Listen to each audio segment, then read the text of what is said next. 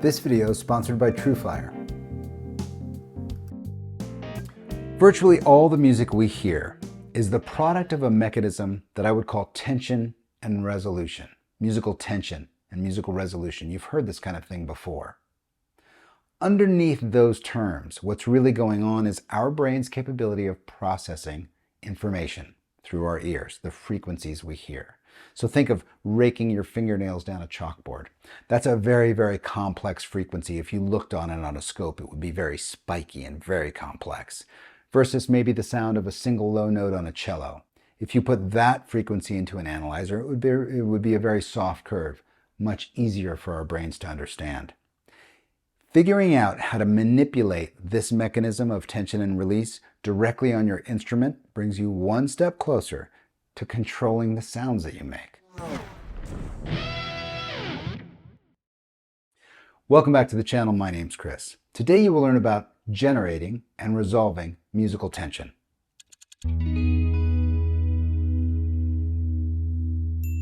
Now, underneath it all, it's really all about those frequencies, whether our brain has an easy time or a harder time of processing those, right? And the way music gets its perceived motion is by introducing different levels of frequencies that are hard for us to hear and changing those frequencies into frequencies that are easier for our brains to hear.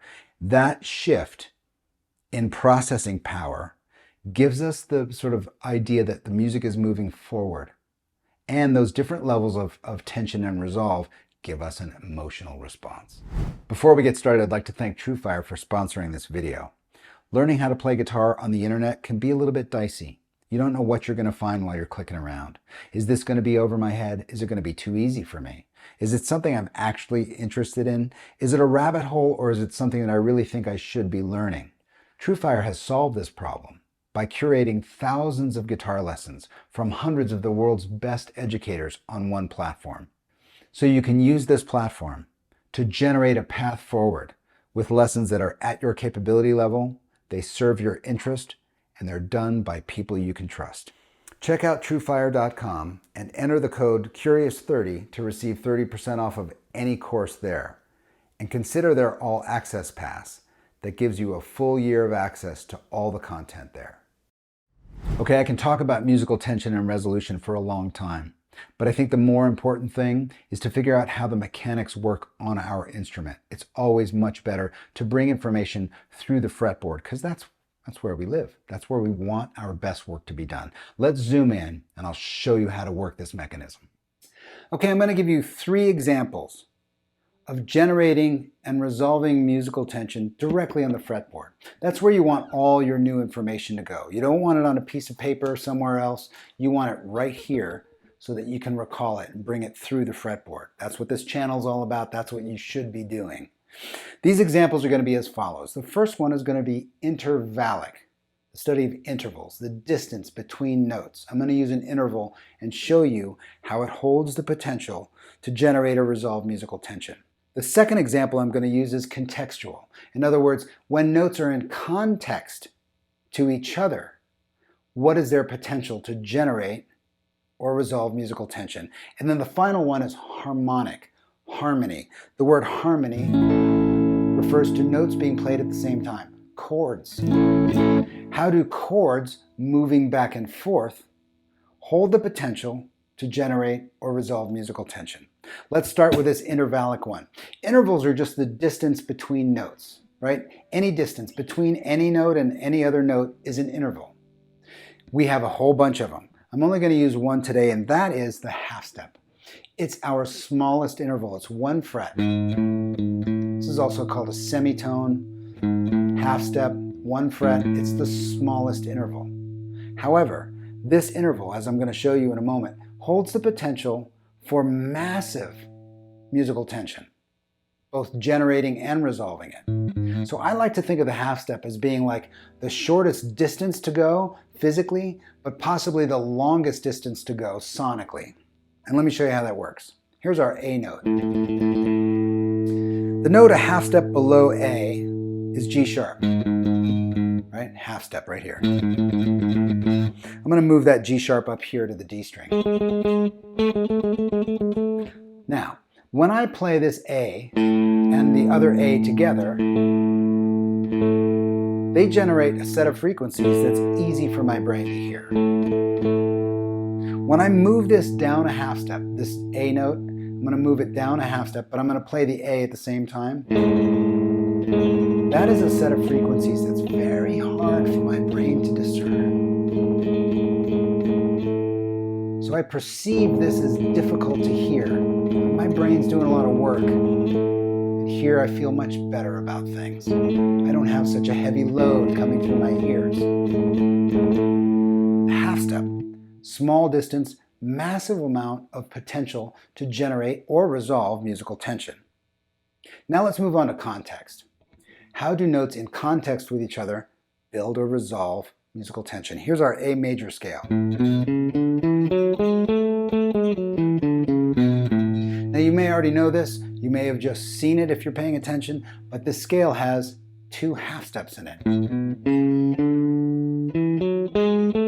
Those half steps are between the 3rd and the 4th note, 1, 2, 3, 4, and the 7th and the root again, 5, 6, 7. So between the 3 and the 4, and the 7 and the 1. As we already know, half steps have a lot of potential to create musical tension and to resolve it. Watch this. I'm going to take this idea of these half steps and I'm going to put them in context with this A note. This is the thing we're hearing. The context we're hearing is A major. I'm going to start with this half step here between the 3 and the 4. I'm simply going to play both of those notes one at a time in context to that A. So I'm going to start with the 3rd, and we're just going to listen to these intervals and find out which one is harder to process, which one feels harder to process. Here's our root and our 3rd. I'm not having a hard time with that. Feels pretty good. I'm going to now play the next note, that half step. I'm going to play the higher note in that half step set, which is the 4th, 1, 2, 3, 4. Listen to that in context with the A. Now it just sounds like a higher note. And listen to this one, the 3rd. Sure, it's a little subtle, but listen to what our ears are hearing and what our brains are thinking. This has more tension, even if it's very subtle, than this does. This frequency is slightly harder to hear. It's harder for my brain to process this than it is for this. That's why I prefer that movement. I'm going to do the same thing with the 7 and the 1. You know what's going to happen here. I'm going to play the A and the G sharp together. My brain's having a hard time.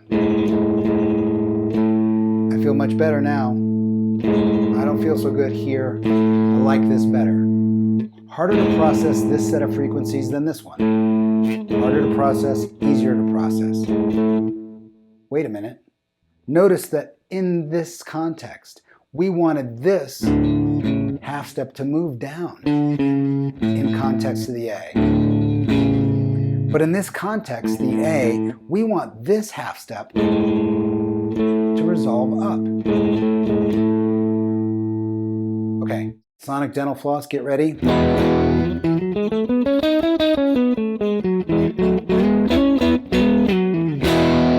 of E. Here's our G sharp and our A note against the E. When we're in context to E, we want to hear this.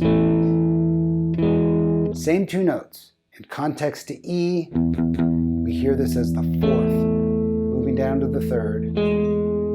But in the context of A, we want to hear that resolve up. We desperately want to hear that, right? Context. These 2 notes, they don't care which direction you go, but your ear does. When you generate context for these 2 notes, your ear definitely, your brain is like, those frequencies are really hard. Give me something a little bit easier to swallow. Now, I want to talk about harmony. Harmony is chords. If I build a chord from every note in this scale, get 7 chords. 1, 2, 3, 4, 5, 6, 7. The first chord is A. When I build a chord off the 5th degree, 1, 2, 3, 4, 5, the chord I build, the chord that's built in this key off of the 5, is E7. Listen to this. Definitely waiting for something. Context has me wanting to return to this, right? Now in that context, whenever you hear an E7, you want to hear an A. Here's another one. Right? You can hear it because I've set up the context. What's going on here? When I look at these two chords as a guitar player, I can't see what's inside here, right? All my vision is blocked. I got a blob of fingers here. When I look at this, like what's going on under here? What's happening? I can't tell, right? Let's go back to our half steps. Our 7 and 1, we want that to go up, and our 4th and 3rd, which we want to go down. Lo and behold, look at the notes that are in the center of this chord right here. It's our 7 and our 4 of A.